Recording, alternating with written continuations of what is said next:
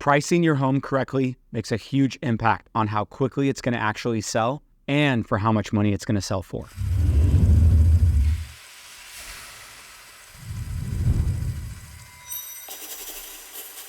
Some of the main factors to actually consider when selling your home are: what are the current market conditions? Is it a buyer's market? Is it a seller's market? Are there a lot of homes on the market for buyers to choose from and you have to actually take the offer they give you? Or is there very limited inventory and you're going to have multiple offers come in so you can pick the most down, most qualified, and highest offer you can get? Condition of your home. Have you maintained your home over the last 3 to 5 years? Why we typically say that is because items or the way you actually upgrade your home changes 5 to 10 years. Maybe it could be darker colors, lighter colors, taupes, something that might be more vibrant. You want to make sure that any repairs that you've done or any upgrades you've done truly affect the value and the amenities that your home has to offer.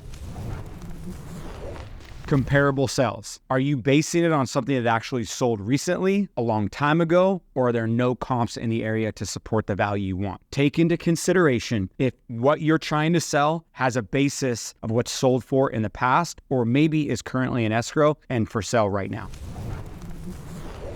Major upgrades. Does your home have a view? Does it have a pool? Is there RV parking? Is it single story? These major items have to be considered into the amenities factor because you don't want to price out a home that's sold without a pool if yours has one. If your home has a view and others don't, you need to make sure that you're pricing it accordingly to the view that you have. Same thing with the lot. If you have a big RV lot and there's tons of entertainment space, maybe it's private and the other ones aren't. You want to make sure you're doing apples for apples or oranges for oranges. Personal goals. Keep in mind that whatever you want to actually take home is probably the most important factor. If you have something you're going to go reinvest in, maybe put down on another house, or maybe you're just exiting your investment, you want to make sure that you're realistic in whatever it is that take home or the proceeds that you're going to walk away with are. And finally, when it comes to the proceeds, you also want to see what is the timeline. Do you have to sell it this year? Does it not matter? And maybe you want to sell it next year for the tax basis. You want to put that as a factor as well. If you have more time and you're not in a rush, you could probably price it at a bit of a premium. If you want to sell quickly, you got to make sure you price it right.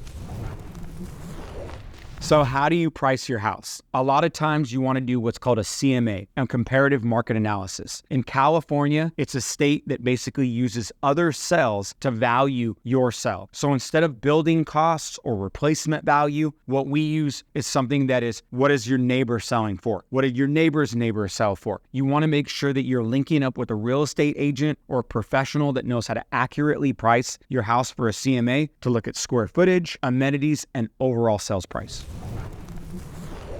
Consider the condition of your home. Have you put a ton of love and attention into it? Have you kept it like a model home over the years? Have you really just used it? Maybe had a large family, never had time for upgrades, never had time for repairs, never had time for maintenance items. Those 10 years later types of homes are going to be completely different valuations when it comes to actually hitting the market. Buyers tend to be very picky. They actually are going to judge your house on what they see. Is the paint? Is the carpet? Is the flooring? Is it all up to their specs and their liking because they're looking for their next dream house or something that's going to be based on affordability? They can walk in with the cheapest down payment and the cheapest payment to be able to make it their own.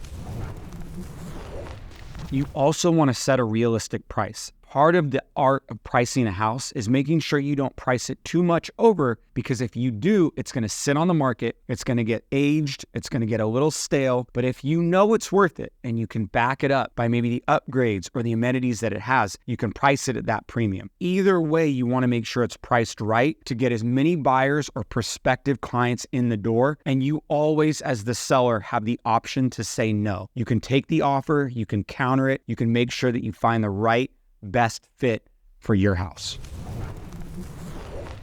So to wrap it up, homes that sell within 24 hours probably were priced too low. Homes that sold in 4 months were probably priced too high. Be reasonable with the market. If the market trend is a week or 2 or 30 days, you want to make sure you're keeping that in line. If you sell it too fast and too soon, you're probably leaving a little bit of money on the table. If you take that time where all would-be buyers and potential clients actually are able to see it, and you're able to choose the best offer, you know you're not going to leave any money on the table. Do a nice, fair deal that will close escrow and actually lead to a great sale.